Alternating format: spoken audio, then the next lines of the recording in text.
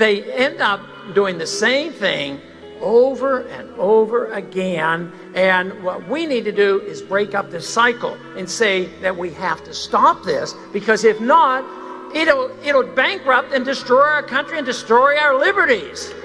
You know, one thing I know is there's, too many people in government, but don't you think there are too many attorneys in government too?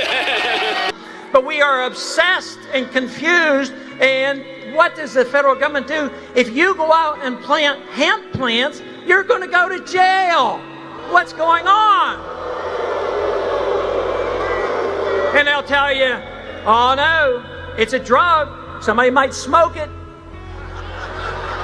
But you know what? To get high on a hemp cigarette, the cigarette has to be big as a telephone pole.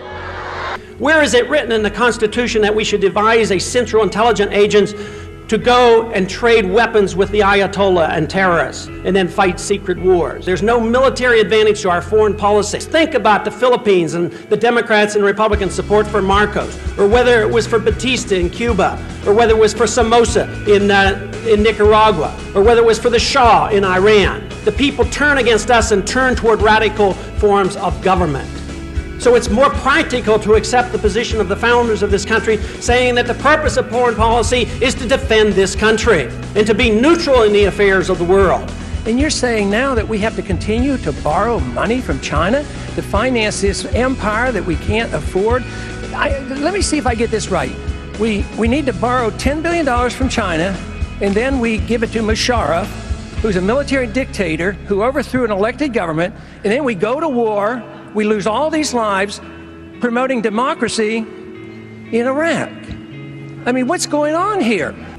Well, there shouldn't be any government assistance to private enterprise. It's not morally correct. It's not legal. It's bad economics. It's not part of the Constitution. But when the politicians get in and direct things, you get the malinvestment. They do the dumb things. They might build too many houses, and they might not direct their research to the right places. So, no, it's a fallacy to think that government and politicians and bureaucrats are smart enough to manage the economy, so it shouldn't happen.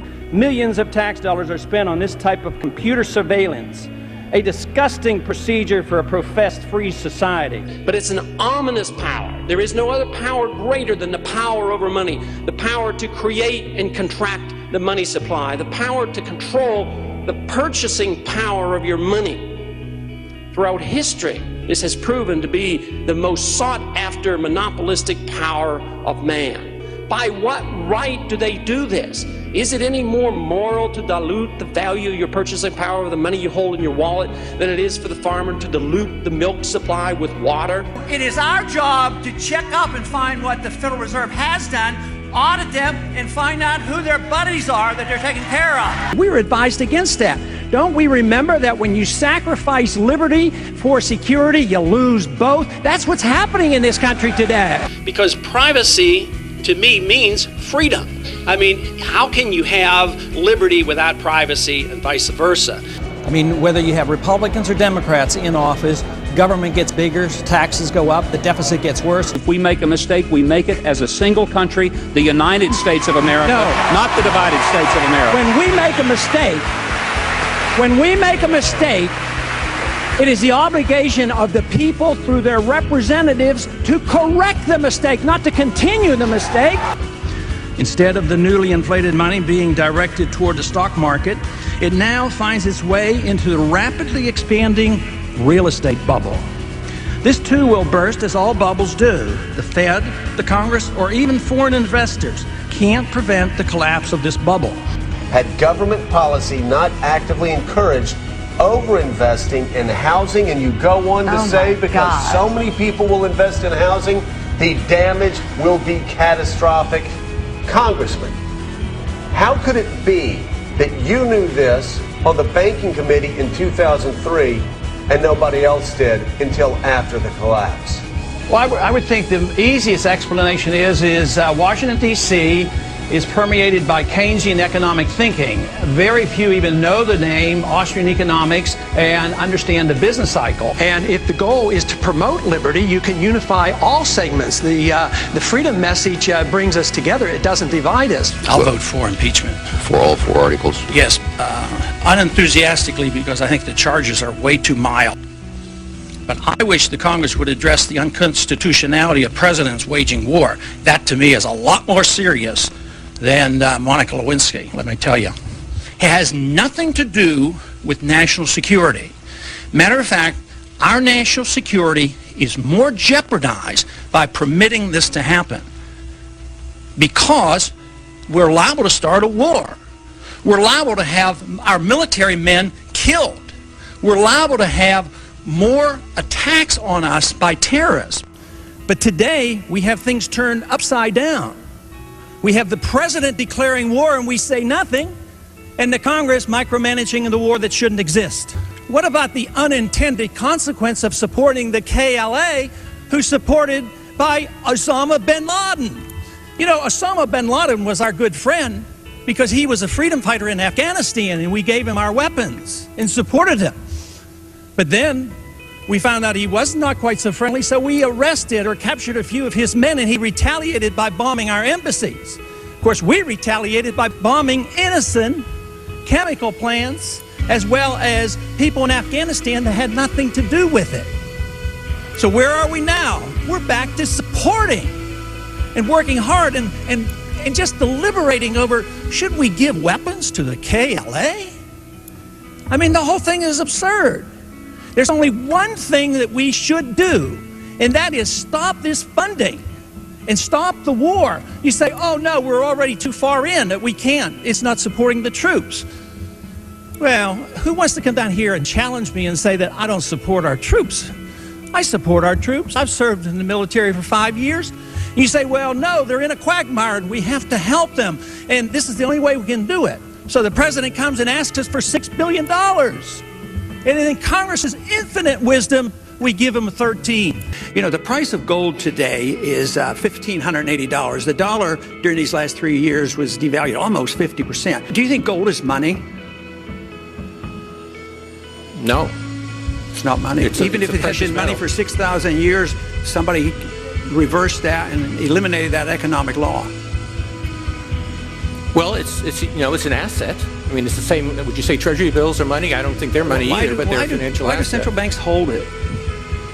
Well, it's a form of reserves. Why don't they hold diamonds? Well, it's tradition, long-term tradition. Well, some people still think it's money. If you have the inconsistency, then you're really not defending liberty. But there are strict rules on freedom of choice of this sort, because you can't hurt other people, you can't defame other people. But yes, you have a right to do things that are very controversial. If not, you're going to end up with government that's going to tell us what we can eat and drink and whatever. We're broke. We got to do something about it. I mean, we've been trying to promote democracy around the world since Woodrow Wilson sort of started this whole thing, make the world safe for democracy. And it doesn't work.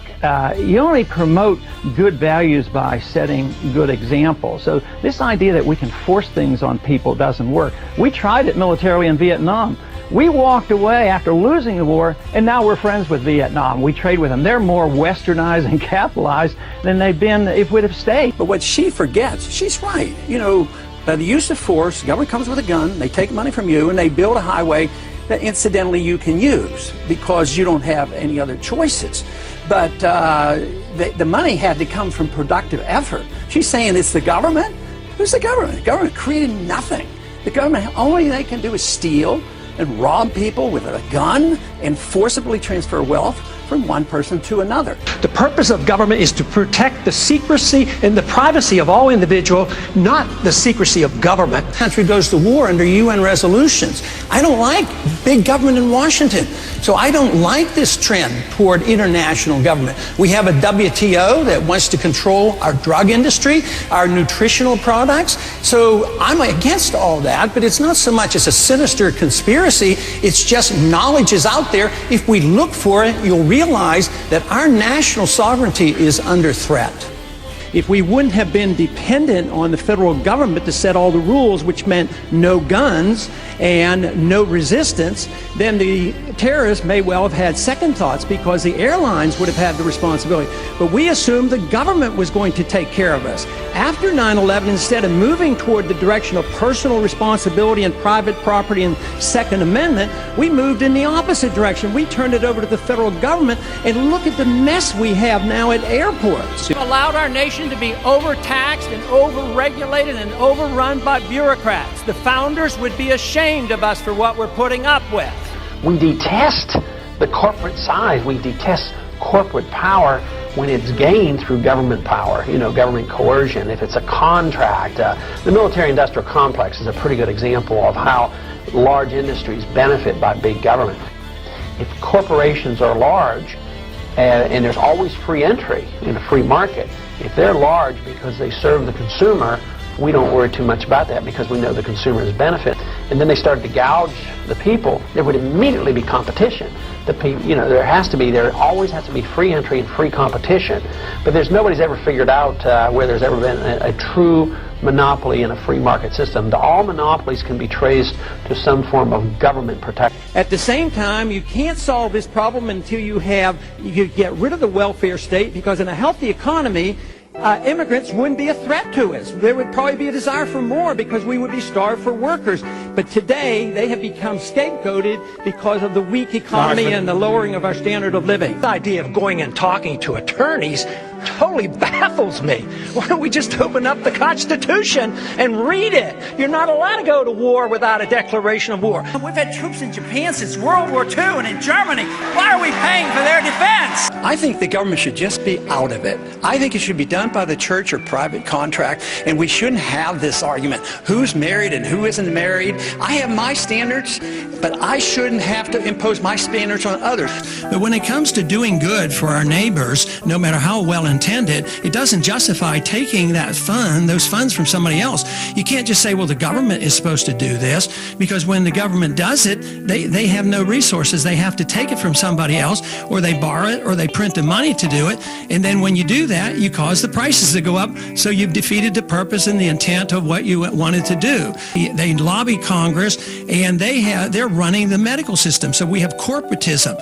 So as long as you endorse some combination of government and corporations to solve some of these problems, all you're going to get is worse medical care and higher costs, and the very people you're trying to help will not be helped. But I happen to take the position that I don't give grants from the federal government to people who need the money, because I don't believe I have the right to take the money away from somebody who didn't get to go to college and pay somebody else.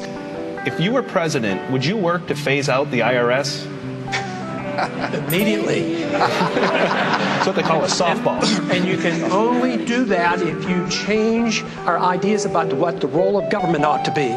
If you think the government has to take care of us from cradle to grave, and if you think our government should police the world and spend hundreds of billions of dollars on a foreign policy that we cannot manage, you can't get rid of the IRS. But if you want to lower taxes, and if you want the government to quit printing the money to come up with shortfall and cause all the inflation, you have to change policy. And I trust the freedom of expression, and that's why we should never interfere with the internet. Because nobody's challenging me, because I have no conflict of interest, and I don't even talk to lobbyists. But I also, as a physician, recognize of the great danger of prescription drugs. Well, I think we should not go to more bureaucracy. It didn't work. We were spending $40 billion on security prior to 9/11, and they had all the information they needed there to deal with the threat.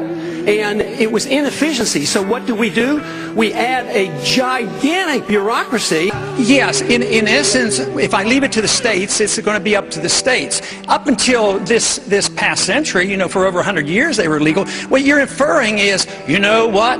If we legalized heroin tomorrow, everybody's going to use heroin. How many people here would use heroin if it was legal? I bet nobody would put the hand, oh yeah, I need the government to take care of me. I don't want to use heroin, so I need these laws.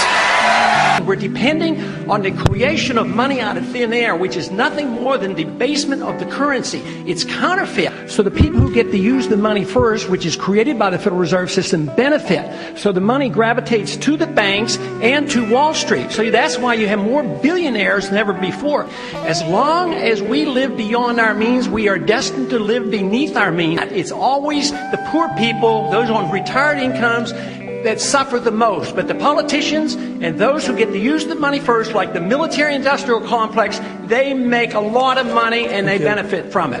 There's competition.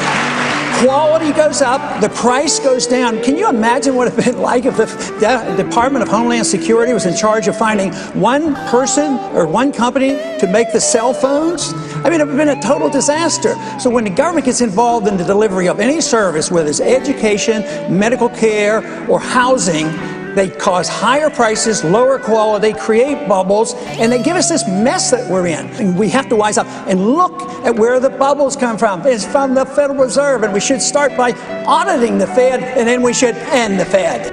Our presidents can now, on their own, order assassinations, including American citizens, operate secret military tribunals, engage in torture, wage war at will. Change means nothing. It's just a word. And it's a cliche, and just to repeat it has no meaning. You don't want to deal with the monetary, financial crisis in this country. You want to keep, the system together for the benefit of the banks and the big corporations and the politicians. And I would just hit him hard on the fact that he doesn't want change. He wants the status quo. Great campaign for freedom and liberty. Thank you very much.